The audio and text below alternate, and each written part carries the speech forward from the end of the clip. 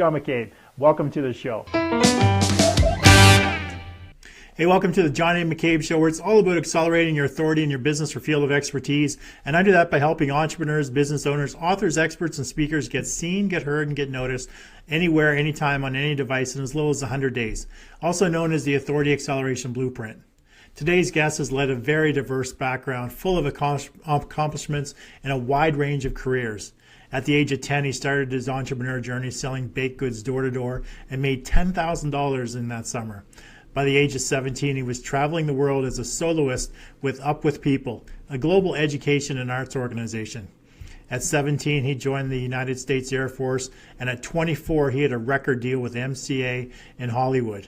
By 26, he created Apology Accepted, the world's first apology service, which got him in People magazine and on 11 daytime talk shows, as well as Larry King Radio. At 32, he founded his birth mother's family and as well created Events by Design, which employed 75 people. He became a certified chef at 35, and at 50, he built a world team for a multi-level marketing company. At 52, he became a bodybuilding champion, and at 54, started his own speaking career. Over the past 7 months, he's gone on and booked 34 paid speaking gigs. He writes a column for Money Inc. and is slated to testify before U.S. Congress this summer on child welfare issues affecting foster care and adoption. Now, Lauren Michaels Harris, a survivor of the foster care system and an adoptee, strives to share the combined learnings of his time within the foster care system and his life experiences with those seeking insight into how to accomplish the most out of their lives. Now, Lauren specializes in working with middle school through high school youth and correctional systems, but the depth and variety of his topics resonate with a much broader audience. He draws upon his upbringing, which includes 22 mothers in total, and his original music to motivate and inspire others to overcoming their obstacles to success and achieving the life they want. Lauren speaks to everyone from schools to correctional facilities to Fortune 100 corporations such as Whirlpool. Now, regardless of the age and profession, Lauren's message is meant to help those who are interested in creating any form of breakthrough within their life. Now, Lauren is a best-selling author and is currently launching his training program, How to Get Speaking Gigs Fast, designed to assist anyone who has a desire to get their unique message to the masses. So don't go away. When I return, I'm going to be joined by my guest today, Lauren Michaels Harris. Lauren Michaels Harris strives to motivate, inspire, uplift every person that crosses his path. He shows those that want to know, that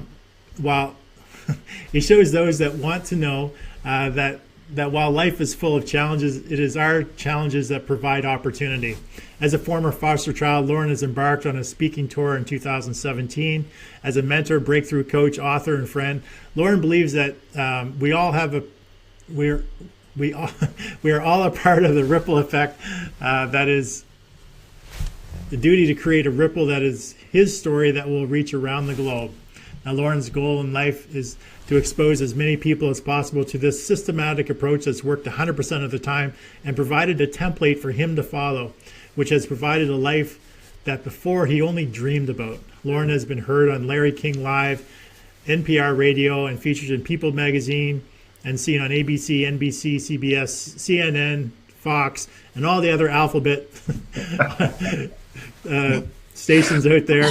So please give it up with likes, love, shares, and a virtual flurry of thumbs up and heart icons across the screen for my guest today, Lauren Harris. How you doing, Lauren?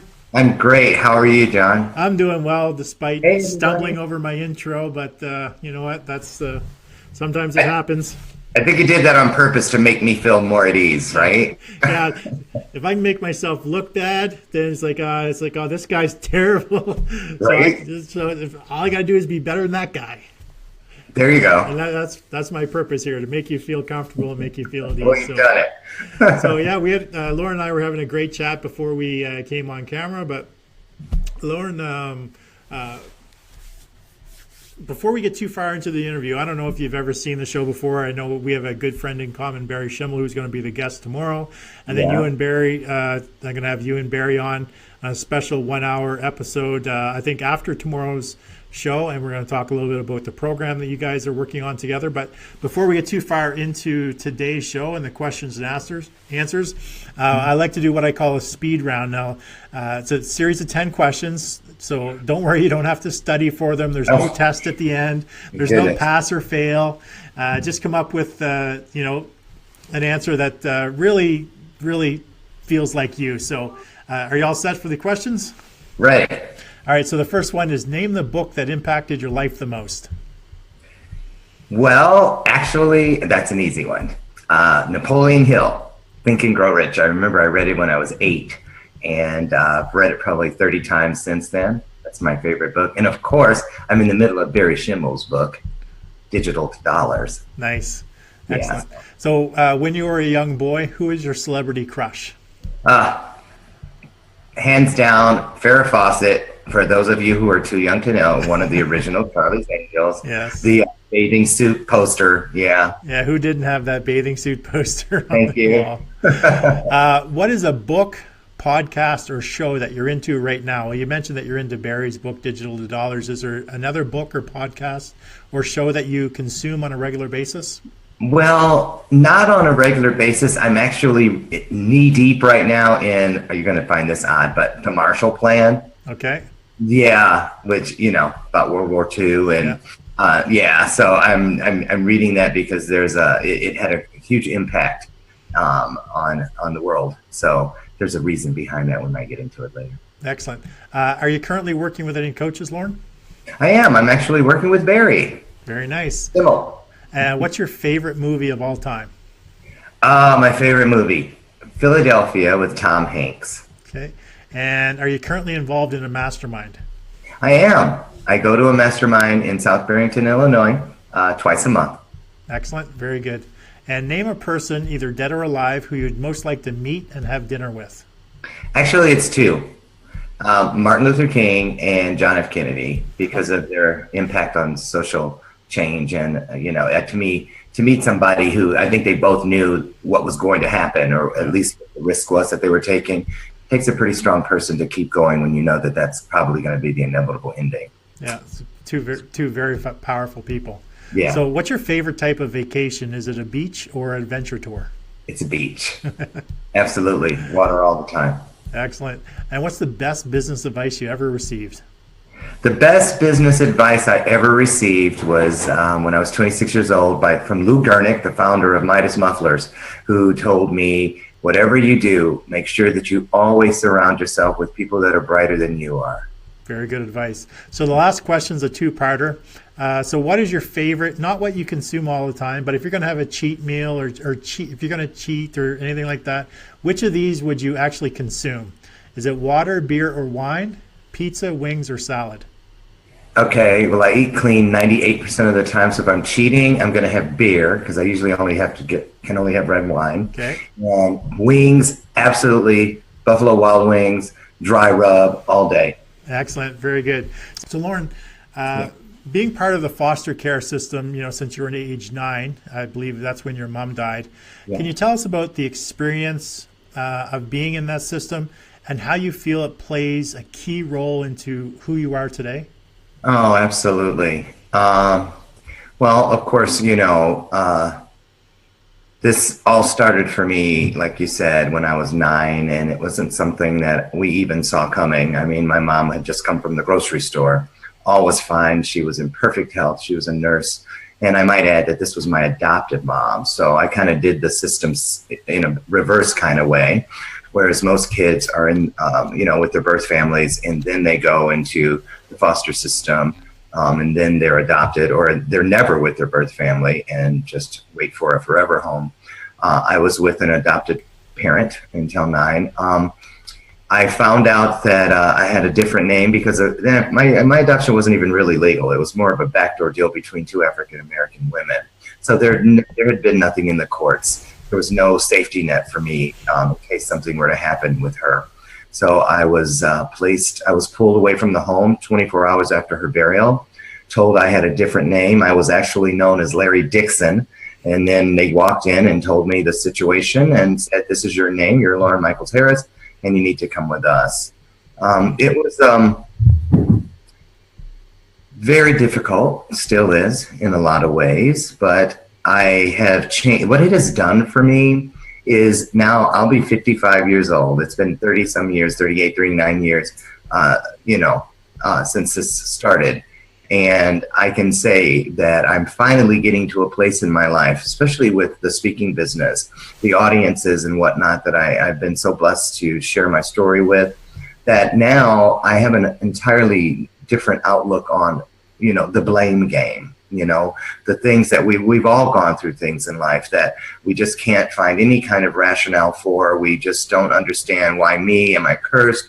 It's very difficult to get past, what did I do for this to happen? How did I help cause this, or whatever the case may be. But today I'm so encouraged and grateful to be able to share with everyone I meet that, I still have some blame within me that I do come to every day, but I blame my abusers for me today having a level of quality lifestyle with my partner that I could have never known possible. The depth of the love that I have, and I know how to allow myself to be loved, and I blame them for having that today, because it would not have been the same had my story been different.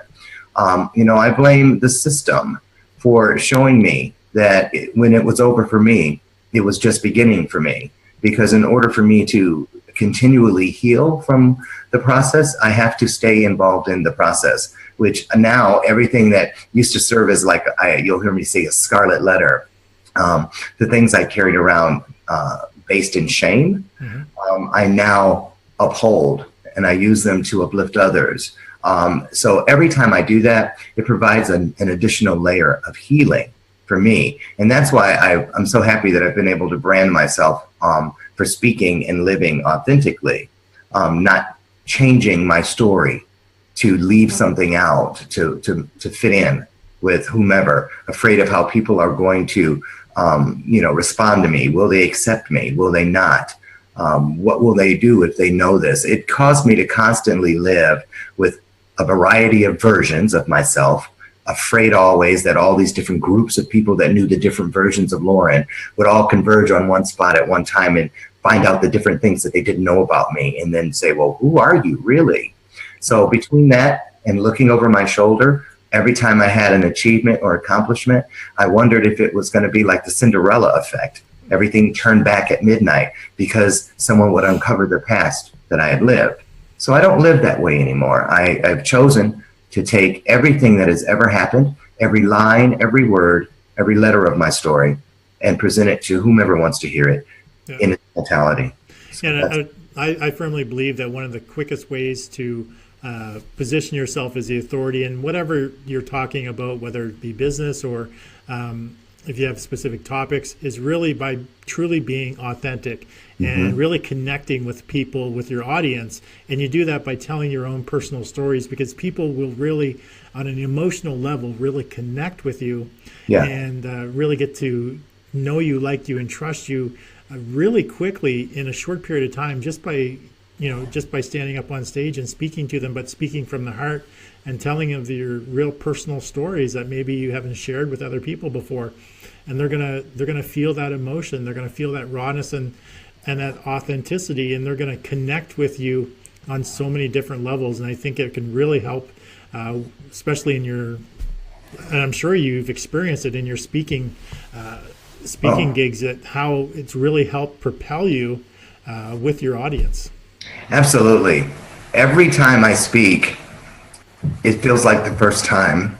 I walk on stage one person and I come off a better version of that person, because each person that comes to whatever it is you're speaking at is a different person with a different story. Yeah. You see it on their faces. I love it when they come up afterwards and they share with you what you have said or done, how it has changed them even in the moment, what they plan to do with what they've heard or seen. And it's just a great, great experience. And I encourage anyone who has anything buried deep inside that you feel you just have to keep it pushed down, or you're fearful of exposure. Yeah, you want people to see and perceive you in a certain way. And, I've been that's something that I've done in the past. And just through this show, I've been very authentic through this show, and I've told people of hardships that I've had that I've never told people. People may perceive me one way when actually I'm completely the other way. I've come out, I'm a very proud introvert. I feel more at home doing this live or being on a stage talking to a couple hundred people than I do at a table of 4 or 5 people having an interaction. It's just that, there's less energy absorbed from me this way. Right. And then, the perceived success that people have, I have been successful, but I've also made a lot of either bad moves or bad partnerships or been in bad situations where that success is gone very quickly. And I just don't, I don't let people know about the failures I've had, just about all the successes, which really isn't being authentic. But to be truly authentic, I go into, here's, all the great successes, but here's what happened, shortly thereafter, or the situations, and relaying that information to others, I think is really more valuable, and not needing to put yourself on some pedestal the best version of yourself. You just be your own version, be who you truly are. Yes. And John, it's so simplistic that it's an anomaly at the same time. I would have never known 7 months ago when I started speaking that I'd be where I am today. I would have never been able to ascertain what the huge level of healing, not only for myself, but I didn't even know the power behind your story. Our stories, all of our stories are far greater than we are. Yeah. They truly, truly are. I know that sounds cliche, but it is a fact. And so I believe that, like, if you were to share with me the, stumbles that you made in business, excuse me, and I were to share mine with you, then perhaps we might save each other a couple stumbles, because in there is wisdom. And the more and more I've found, when I make myself and I allow myself to be vulnerable, then so do the people around me. Because they are so happy for someone to show them who they really are, they are then in turn more available to share with you who they truly are. And when you do that, you get a beautiful synergy. And when you have that kind of synergy, some really great things can happen. Excellent. And I truly believe that as well. And a lot of this, like I said, it goes to positioning yourself as the authority in your marketplace, regardless of whatever business you're in, by using what Lauren's talking about, being authentic in your speech, in your verbiage, telling stories in your marketing material. It doesn't matter, but being your true authentic self will really help elevate you in your business or field of expertise. So Lauren, when you did decide that you wanted to own and operate your own business, when did you decide that you wanted to get into business for yourself or be an entrepreneur? Sort of what was it that sort of pushed you in that direction? Well, the first thing was I had one business opportunity before my mom died. It didn't go very well. I was in the 9th year, probably about 5 months before she passed away. And I had finally talked her into letting me have my own paper route. And stupid me, I started it in September. We lived in Michigan. So it wasn't long after we started, the snow came. Yeah. And it was just brutal. And it was a Sunday, and I took all 75 papers and went behind the Kroger grocery store and dumped them in the dumpster and came home and got back in bed. Well, around noon, all of my customers started calling my mom, where's my Sunday paper? And it was just bad. I had to go and apologize. But I knew what I missed wasn't, of course, dragging all those papers behind behind me on a sled. That's how I was trying to do it. But it was the fact that I learned that I was very organized. I knew the best system to deliver.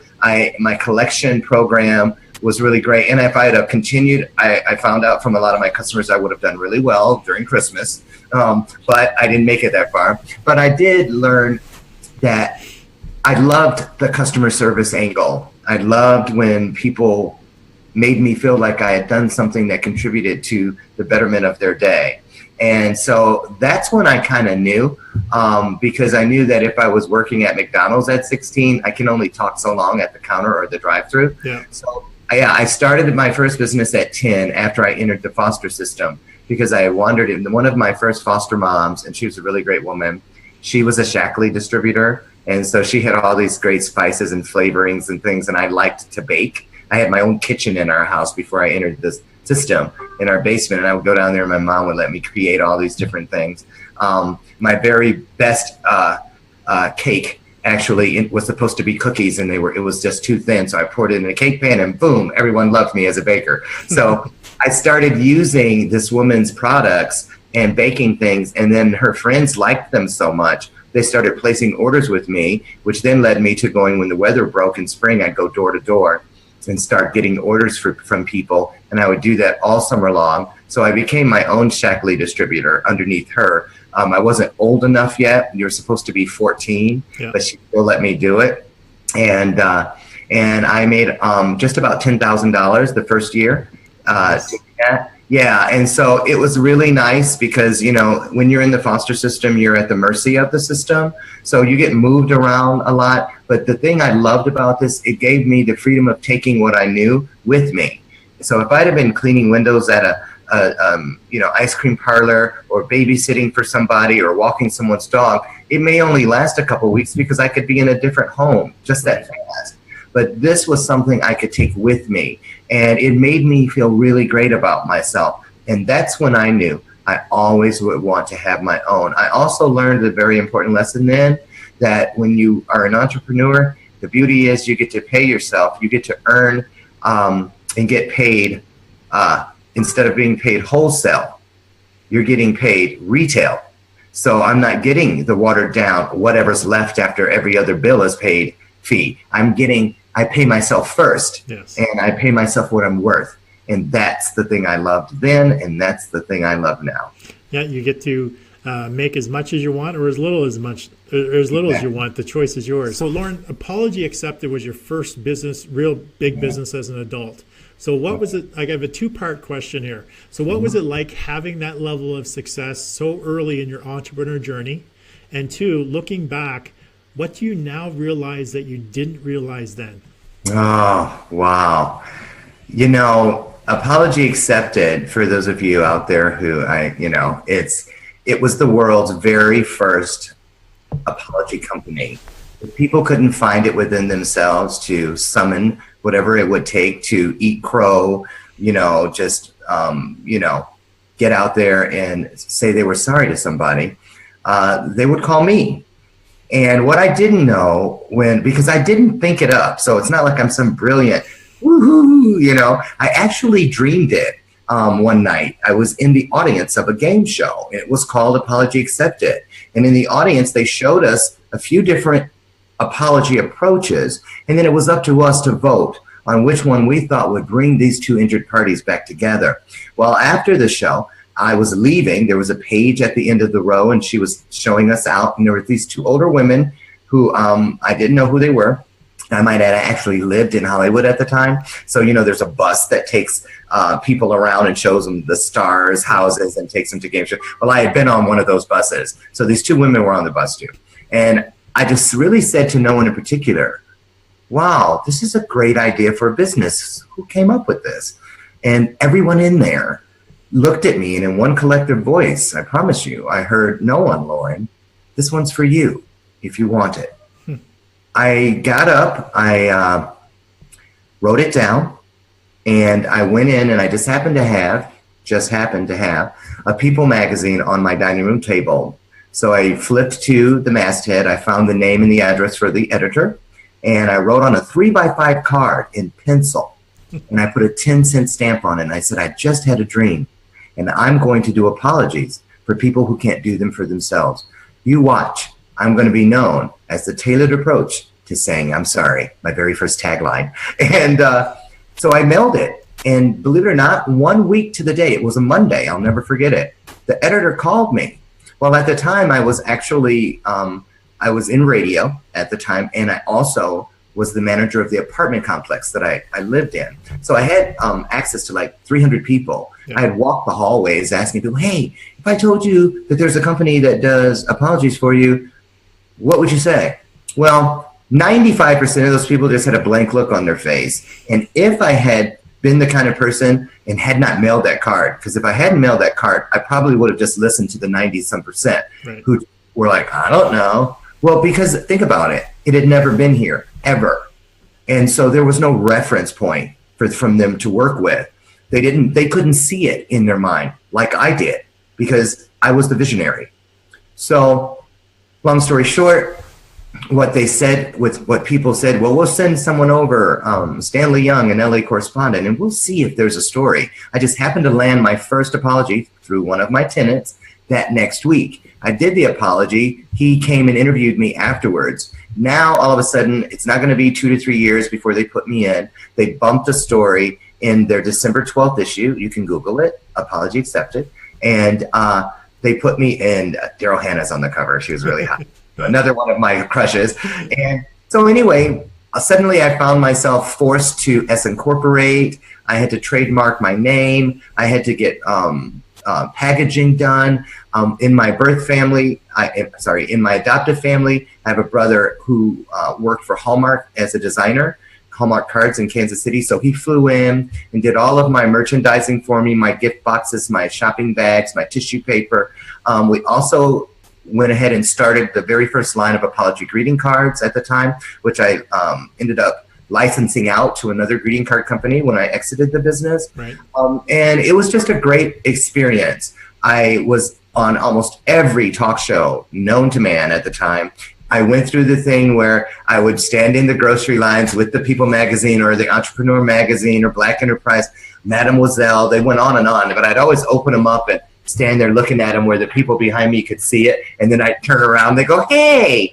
But then it started doing it on its own. I didn't have to elicit it from people. Yeah. And so, being a product of a system where everything is pretty much designed to make you feel like something other than good about yourself. So I really thought that this is the moment I've been looking for all my life, this validation. I am somebody. Look, I did something that no one has ever done. Well, it wasn't exactly like that. I experienced what Andy Warhol referred to as the proverbial 15 minutes, of fame. But it was a great 15 minutes because I learned a lot. I learned a lot about what it takes to be a great business person. I learned the dedication that's required to wear the badge, the sign above your head that says I'm an entrepreneur. You can't just clock out at 5 o'clock. You can't just turn the lights down at 10 p.m. My world worked around the clock. Every place I went, either someone was recognizing me or, I had to get cortisone shots in my throat because I was experiencing severe laryngitis from constantly interviewing and constantly, the press followed me everywhere. But here's what I learned that I'm glad I learned then because it serves me well today with the success that I'm experiencing today. Back then when that happened, and again, remember, I had like 300 tenants, which a lot of them were my friends. We lived in the same building. I was the manager. Yeah. All of a sudden, my apartment was full of people because NBC News bands outside one day, they see Dorothy Lucy there the next day from CBS, and then they see me on the Montel show, on and on and on. So everybody's wanting to hang out from morning till night. I would have to kick people out of my house.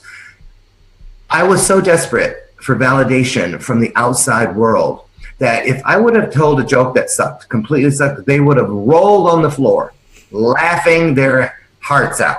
Anything I cooked or prepared, it could have been a leather shoe, and everyone would have been like, this is delicious. There's a name for that kind of thing. Some people call them yes men. Some people call them beep lickers, kisses. You know what I'm saying? They're there, but they're not there for you. They're there for the experience that you're going through or for what they think they can get through you or by knowing you. Right. When all of the media and stuff died down, the bands became fewer and fewer. I wasn't on television every day or every week.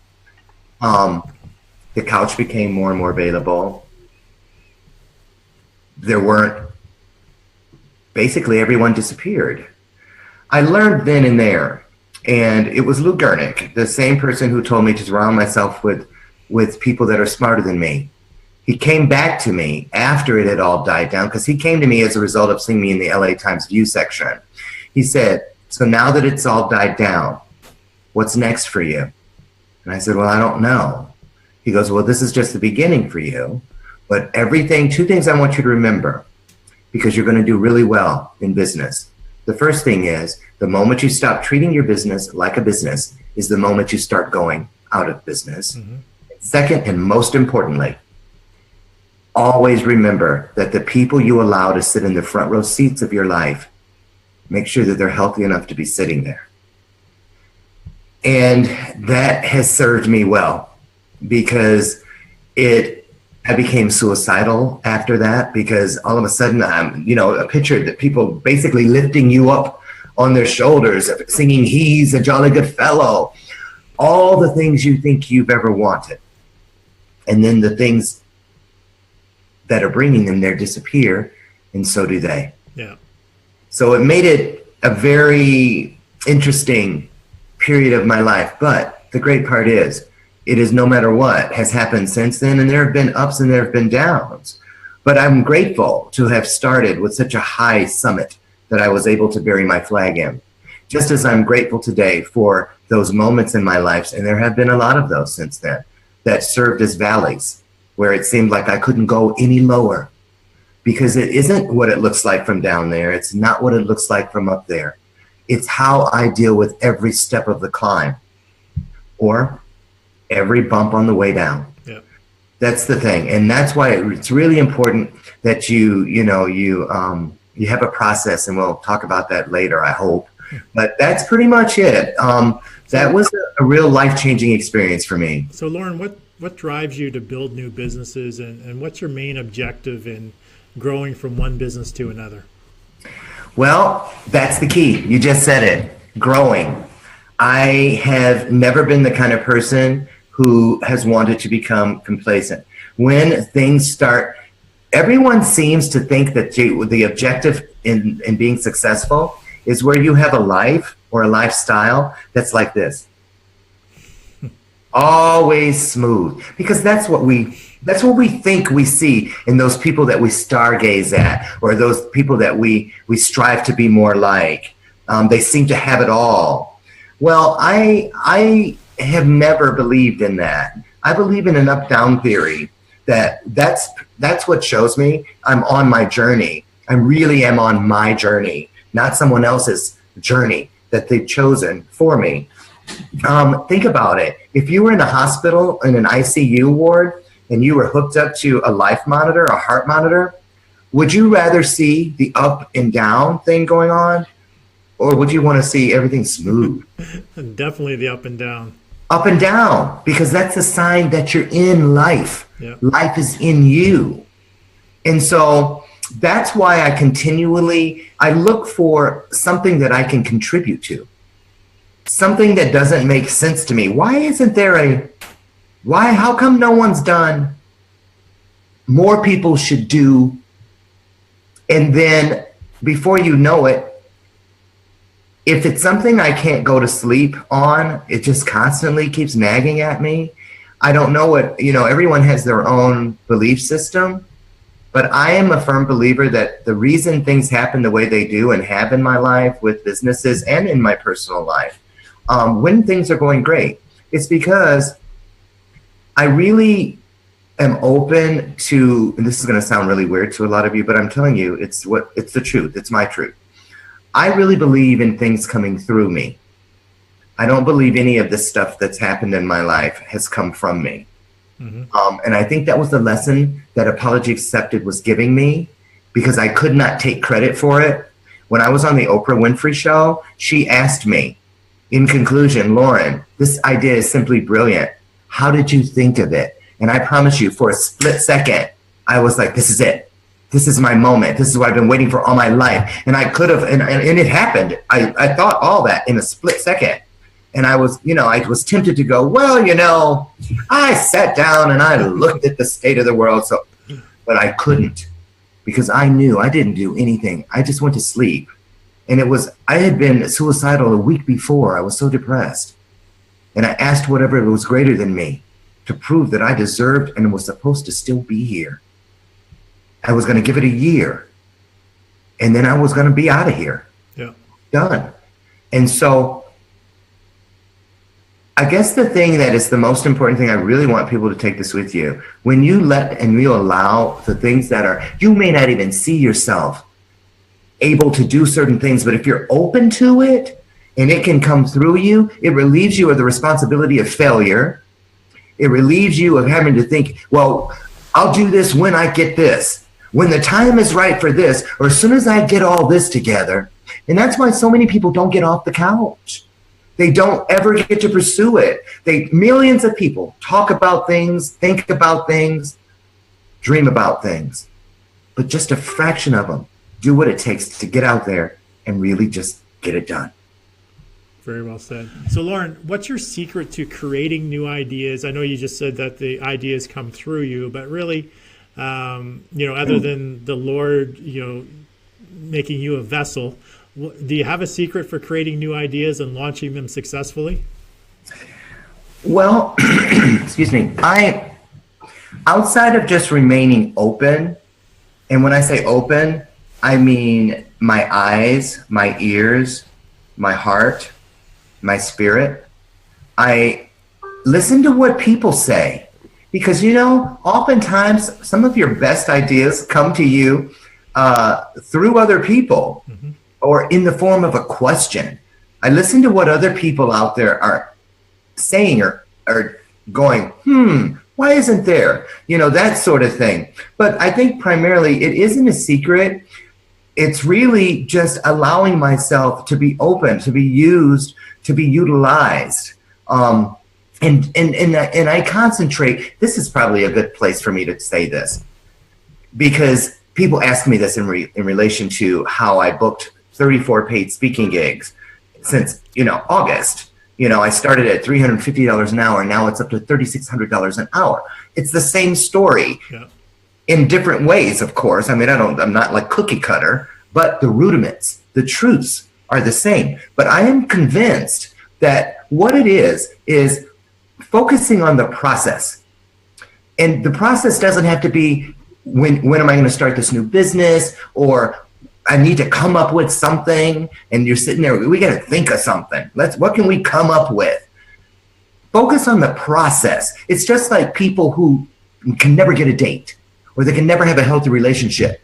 If they focus on going to dating sites or dating, speed dating things or matchmakers, what good is it going to do? Because if the right person, you should work on making yourself dateable. You should work on making yourself the kind of person that person you're looking for will want once you meet them. Right. So the same thing with a business. You may not know that it's XYZ company or this other great idea, but if you get up every single day and you vest yourself in the process of being the very best version of yourself today with what you have to deal with, because Monday might be a hell day, but Wednesday might be your best day. Right. And if you're out and you make it a part of your process, which is routine. Routine gets a bad rap, in my opinion, because people think that if you say something is routine, that it's just like, cookie cutter. No, but sometimes routine is good, and especially when it pertains to the process. Those 34 gigs that I have on the books right now, or have done, because I've done a lot of them. I still have like 12 on the books. If I had thought in August, by January 1st, I want 34 paid speaking gigs under my belt, I probably wouldn't have any, because I don't have control over who hires me and who doesn't. I don't have control over whether anyone's going to be interested in my program that shows them how to do what I've done. Right. I don't have control over it. But what I do have control over is the process. Knowing what I did today, writing things down, separating myself instantly by doing that from the dummies. It's the truth. Yeah. So the process I have control over. It forces me to see what I'm doing with my day. When I was in the wellness business and I would have people who go, I know, the doctor said I have to lose 100 pounds or I'm going to be on heart meds, but I just don't have enough time. There are not enough hours in a day for me to go to the gym for it. I'm just going to tell you. And you know what I'd say to them? What's that? I was going to say the other one, BS, but we're on TV, kind of. So what I would say to them is this. It's simple. Focus on what you have control of. If it means you go to bed an hour later and you wake up an hour earlier, there's your hour. Find it. If excuses will get you nowhere. Yeah, the process will drive everything you do, every component you do. The process will drive it directly into your goal. So focus on the things that you have control of today, and then do the same thing tomorrow, and so on and so forth. And before you know it, your goal has been achieved, and then some. And that's it's taking consistent, persistent action on a regular basis, and then you don't have to do everything all at once. It's just doing a piece every single day, but being consistent and persistent on implementing it. And don't worry about perfection. Perfection is the evil of good. Just get it started. Imperfect production. Just get it out there, get it done, and then fine tune it once it's done. Right. Because John, too, and this is important, especially in business, like say, for instance, you have a business plan or you're working on something that takes some time. Like in my business, I knew 6 months ago, everybody that does this successfully has a book. Mm-hmm. Well, I didn't sit down that day and start writing a book because I was like, I don't have a book in me. Well, I did. And now I'm on my second one, but I didn't know that then. But the process, as I added into the process, I added unto myself. And so if I didn't have anything, if I laid out all my paperwork, right, and couldn't find, it just wasn't working, I don't just sit there and get depressed or, oh crap, this is never going to work. There are other facets of where I can work, what I can add into the process of self-development, personal development. What can I do to learn how to get unstuck? Yeah. How do I not make today a big goose egg because I sat in front of the TV watching soap operas because no one was calling me on the phone. None of my follow-up efforts from last week have done anything to change anything. Well, you know what? I'm 4 pounds overweight. If I get out and start on those 4 pounds, at least in a 2-week period, a 3-week period, I'm going to be able to fit in whatever, and I'm going to be ready for my new headshot that I have to get done. Or I'm going to feel good when I squeeze back into my suit to go to that networking event. Find anything, because believe it or not, they all tie in because the paperwork is the paperwork. But when you're really doing what you should be doing in your business and it starts going and going and going, you're out in the public eye. So those things about feeling good and looking good, maybe I need to clean out my fridge and put better things in there so that I'm treating my body as well as I'm treating my passion and my purpose, that sort of thing. Yeah. So Lauren, what's been the biggest challenge in your entrepreneur life so far? Oh, the biggest challenge, I would say, and I'm being completely authentic with you here, is, and I deal with it all the time, patience. I'm not kidding you. Sometimes I'm embarrassed by it. But I share it with my followers, and they lift me up. I'll get so impatient because sometimes you want for others more than they want for themselves. Mm-hmm. Sometimes you wish you could just lay your hand. Remember that movie Powder? And he touched the deer when it was dying and he felt what it felt like. Sometimes I wish I could just touch somebody, just put my hand on them and make them get it. And you can't. It's unfortunate. So patience for me, and not just patience with other people, which is important, but patience with the process. We live in a society that is based on instantaneous everything. Everything is right now at our fingertips. Yeah. But the things that matter oftentimes take time. And patience is the thing that I struggle with because, I work and I think, okay, I put this product out there or I put this book out there or, my bid is in for this speech. How come they don't, what's taking them so long? Why are they considering anyone else? Isn't it obvious? That sort of thing. But I do find this. every time I start thinking, stinking thinking, and down on myself, I feel really bad within 24 hours because right around the corner was a breakthrough. Right around the corner.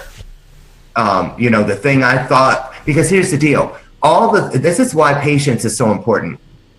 When I don't practice patience, everything in my life that I thought was, oh my God, what am I going to do? The mountains, a week later, have been exposed as a molehill. It wasn't anything. I don't know why I was reacting like that, because desperate people react in desperate ways. That's why. Yeah. But on the other hand, same token, things that I might get so caught up in all the media and this, and I'm going to this event and that event, and I can deal with that little molehill later, and I don't, because I wasn't practicing patience, and patience is what focuses me. Later on, it blows up, and I found out that molehill was a mountain. So, patience, practice it, because it does take practice. It's not one of those things that's automatic. It just isn't. At least it isn't for me. And if any of you have anything that you can give me, trust me, I believe in two-way streets. I'm here to pick up from you too. If there's anything you do that helps you with that, please let me know about it, please, because I struggle with patience. So Lauren, we got a few questions here before we end the show for today. So Sandy wants to know, how do we find out more about your public speaking course? I believe tomorrow. I know tomorrow I'm talking to your partner on that, Barry Schimmel. Mm-hmm. And then after tomorrow's episode, I believe you, Barry, and myself are doing a 1 hour segment specifically where we're talking about your course. Yes. So definitely join us tomorrow. Join me, same channel.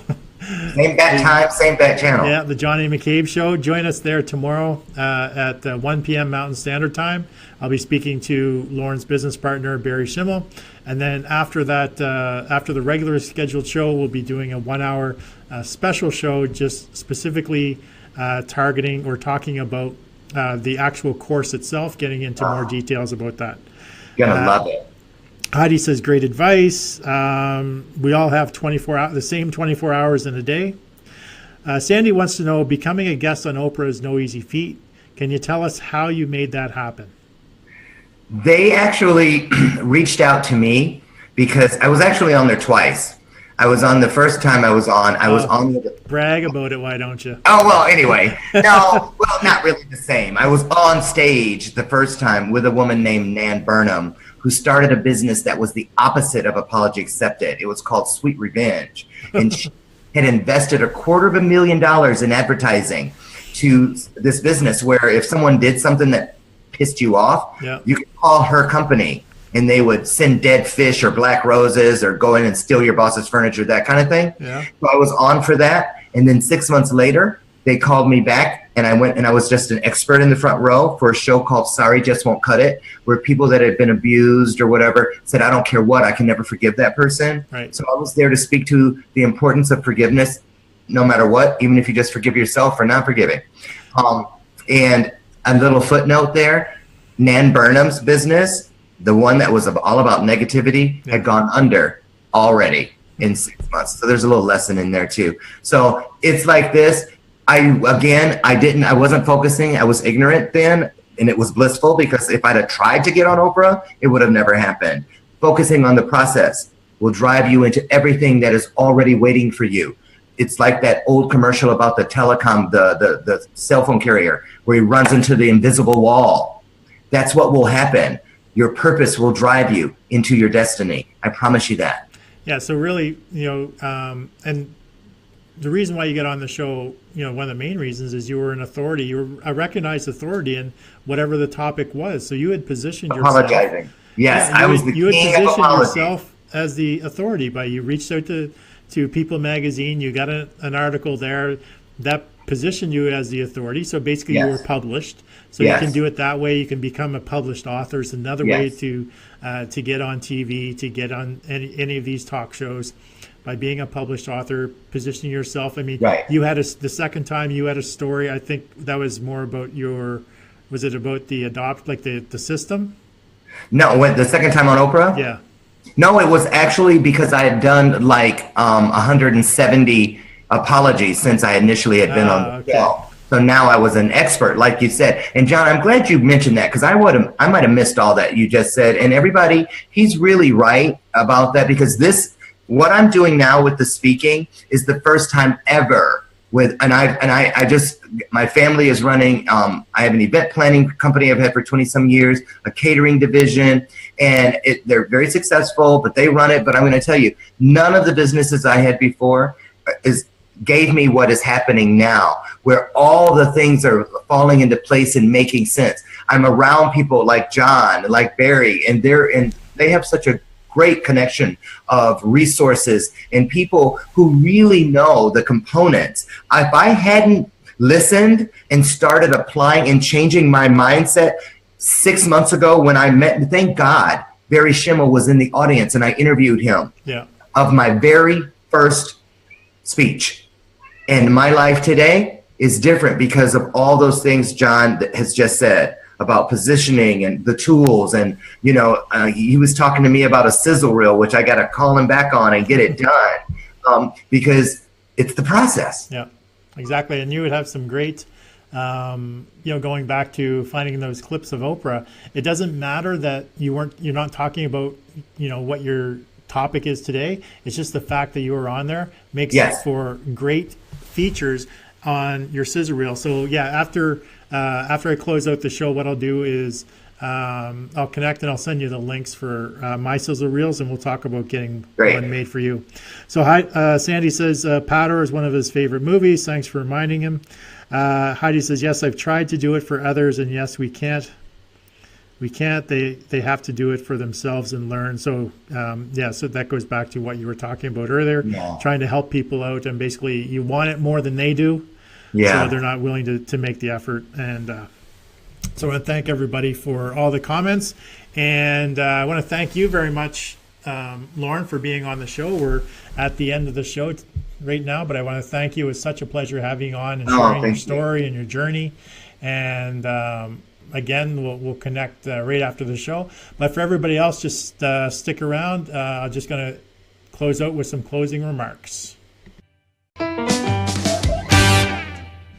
Well, thanks for joining me on today's John A. McCabe Show, where we work with entrepreneurs, business owners, authors, experts, and speakers get seen, get heard, get noticed anywhere, anytime, on any device. Now, also known as the Authority Acceleration Blueprint. Now, if you're someone who's looking to take your business to the next level and want to get some coaching advice, why not apply to be a guest on today's show? Now, for most entrepreneurs, we want to create a life of our own, create our own path, and do what we can to reach our own desired outcome, which is generally freedom. Freedom to choose what we want to do, when we want to do it, and with whom we want to do it. A life that's full of options and choices, where we worry less about money and more about the quality of time that we spend with others. Now, a great way to make that happen is to leverage other people's knowledge, time, and skill sets. Step one to reaching our freedom life is to realize that you can't do it alone. Working with a coach or being involved in masterminds is a great way for entrepreneurs to move their business forward. Now, a coach can help you shorten the time frame to get you from where you are to where you want to be, while being part of a mastermind is meant to bring entrepreneurs together, all with the goal of helping each other move forward with their business.